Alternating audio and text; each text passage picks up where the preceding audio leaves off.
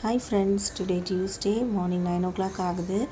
அம்மா வீட்டில் மட்டும்தான் ஒரு சில இன்சிடெண்ட்ஸ் நடக்கும். மார்னிங் 9 o'clock 10 o'clock வேக் ஆகுறது, அதே மாதிரி அம்மா நம்மளுக்காக டீ போட்டு வைக்கிறது, அதுக்கப்புறம் சூடு பண்ணி குடிச்சிட்டு அந்த கப்பை கழுவாமல் வச்சு அம்மா கிட்ட திட்டு வாங்குறது, இந்த மாதிரி உள்ள விஷயங்கள்லாம் அம்மா வீட்டில் மட்டும்தான் நடக்கும். அம்மா கோதுமை புட்டு தான் பிரேக்ஃபாஸ்ட்டுக்கு பிளான் பண்ணியிருந்தாங்க. பிள்ளைங்களுக்கும் கோதுமை புட்டு தான் கொடுக்க போகிறேன். அவங்களுக்கு 1 வயசு தாண்டிருச்சு. இந்த பிளாக் கலர் சட்னி பார்த்திங்கன்னா ரொம்ப நல்லாயிருக்கும் குவாலிட்டி வைஸ். எங்கள் வீட்டு பக்கத்தில் ஒருத்தவங்க சேல் பண்ணிகிட்ருக்காங்க. அம்மா தான் ஃபர்ஸ்ட் இன்ட்ரடியூஸ் பண்ணாங்க எனக்கே.